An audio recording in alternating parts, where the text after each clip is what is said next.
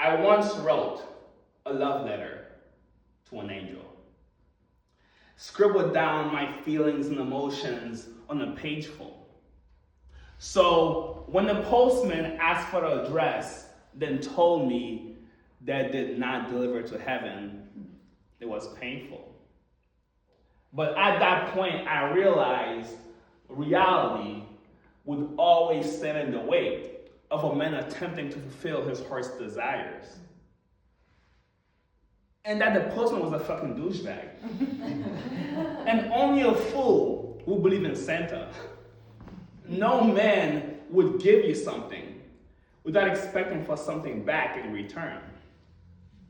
Would you listen to my story if I told you I was just another black kid from the urban parts of Haiti, grew up in the streets of Brooklyn, New York, yet I was still hanging from the same tree by the same rope?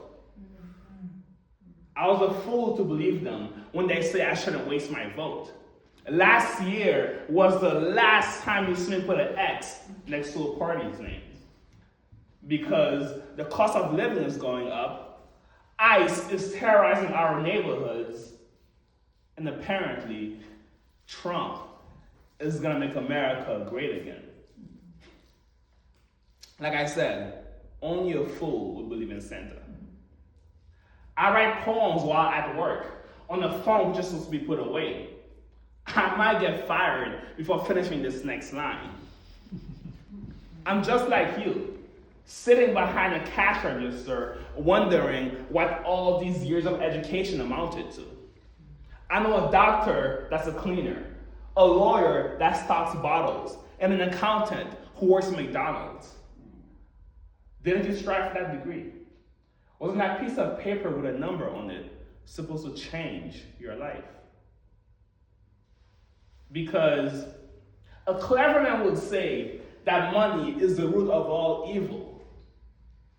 But a wise man will tell you that money was created by people.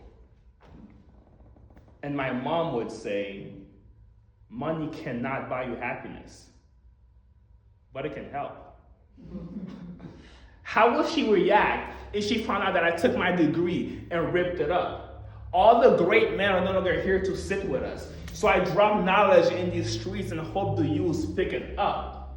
I never smoke weed, so who am I to disagree? Spark one up and blaze away, that is what sets you free. Because they will look down upon you, then control the system that is drugging us in ways that we cannot even imagine. And the product of the part-time shift and retail, 20 hours bagging groceries, working overtime on a construction site, just to get home and find out the man will still turn off my lights. Fuck them. 12 years in the school system, 4 years in a higher-learning institution, being young, black, talking with that slang and forcing my lecturers to draw conclusions.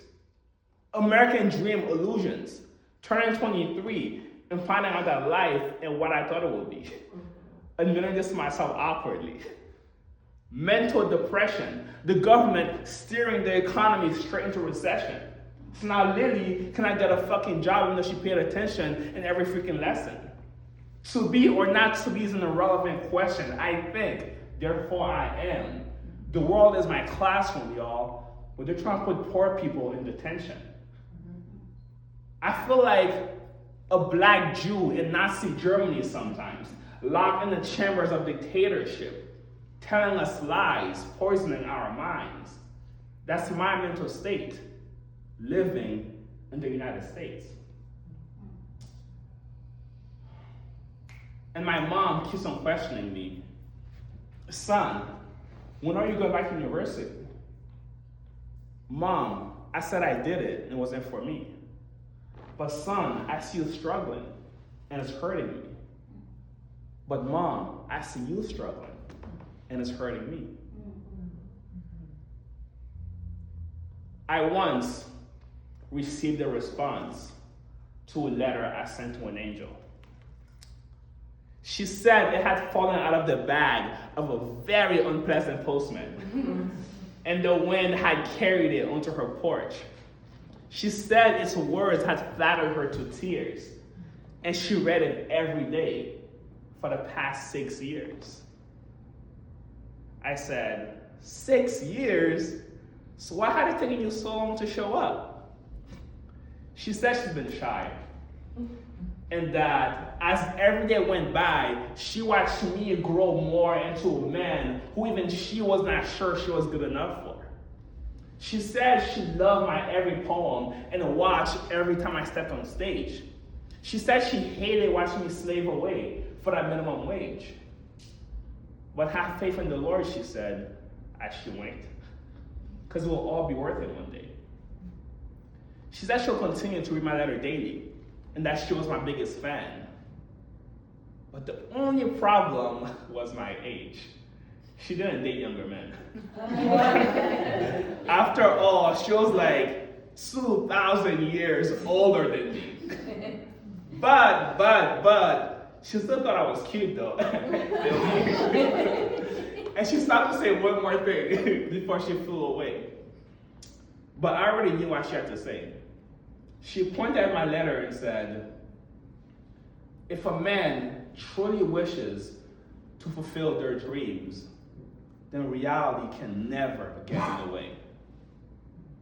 If somebody truly wish to fulfill their dreams, y'all, reality can never get in the way.